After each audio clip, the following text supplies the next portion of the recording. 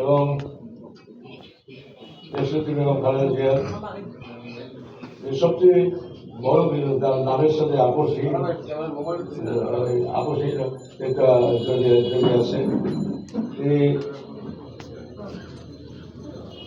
ঈশ্বরের সাথে কোনো আলোচনা যেতে কোনো রাজি হয় নাই।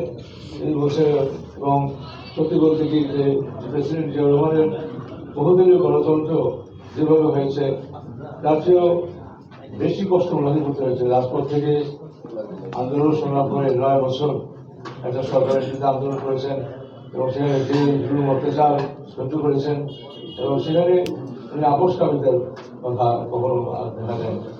এবং আমাদের দাদা বন্ধু সাহেব একদিন আমাকে বললেন যে আমি ম্যাডামের বাসায় গিয়েছিলাম কয়েকজন জেনারেলকে নিয়ে, কিন্তু ম্যাডাম তো গেটই করলেন না, আলোচনা করতে পারলাম না, তাদেরকে সেখান থেকে সাথে আলোচনা করে দিয়েছি। তো এভাবে ওনার কাছে অনেক আলোচনা কথা হতো বা অনেক, এবং বিএনপির বিপদের সময় উনি হাত ধরেছেন, তখন অনেকেই বড় বড় নেতা মোহাম্মদ এরশাদের সাথে যোগদান করেছেন। দল ভেঙে যায় এরকম কথা, কিন্তু দেশনেত্রী বেগম খালেদা জিয়া যখন দায়িত্ব নিলেন এবং তিনি দলকে রক্ষা করার জন্য চেষ্টা করেছেন এবং সেগুলো দল রাজপথ থেকে উঠে এসে প্রধানমন্ত্রী হওয়া এবং প্রধানমন্ত্রী জিয়াউর রহমান বহুদিনের গণতন্ত্র করেছেন আর উনি পার্লামেন্টারি পদ্ধতি সরকার প্রতিষ্ঠা করেছেন। এটি আসলে একটা মানে ব্যতিক্রম বিষয় এবং পার্লামেন্টারি গণতন্ত্রের ব্যবস্থা করে তিনি দেশের মানুষের কাছে অত্যন্ত গ্রহণযোগ্য হয়েছেন। পরবর্তী সময় তার আচার আচরণ ব্যবহার তার প্রতিহিংসা করে না থাকাতে মানুষের কাছে তিনি প্রিয় হয়েছেন। মানুষের কাছে কথা বলা চলা এবং তার ক্ষমতা থাকলে না দেখানো সংঘর্ষণ না করা বিষয়ে মানুষ বিচার বিবেচনা করছেন এবং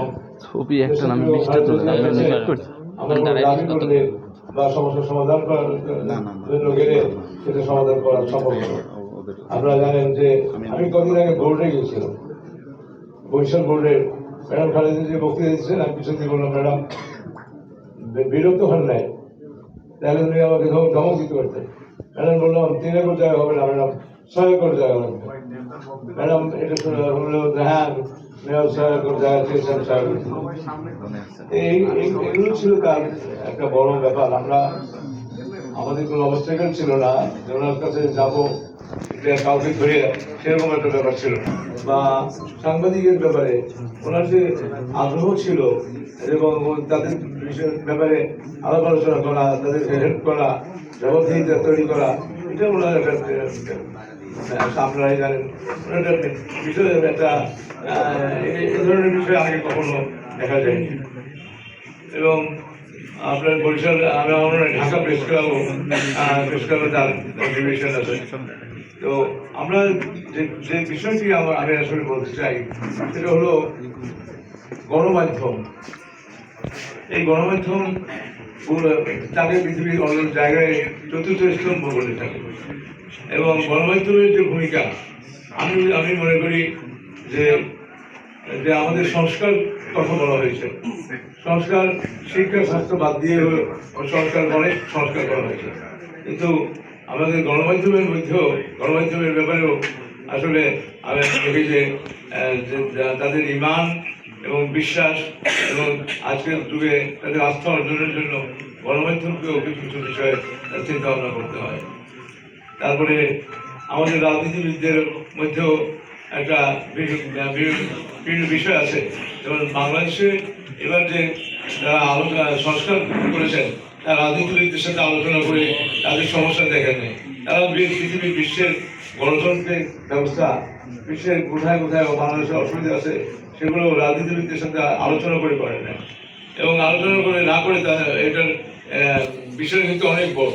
এত বিষয়গুলো নিয়ে আসছে ডেমোক্রেসি জবাবদিহিতার বিষয়, যেগুলো আমাদের দাবি ছিল, যেগুলো যেমন ম্যাডাম খালেদা জিয়া যখন বরিশালে আসছিলেন তিনি তখন আমাকে বলেছেন দ্বিকক্ষ বিশ্ববিদ্যালয়, সেটাই আমরা পরবর্তী সময় ম্যাডামের ভিশন 20 এবং শহীদ রাষ্ট্রপতি জিয়াউর 19 দফা এবং তার হিসেবে 31 দফা, এর মধ্যে অনেক দাবিগুলোই আমাদের জনগণের দাবিগুলোর মধ্যে নিহিত আছে।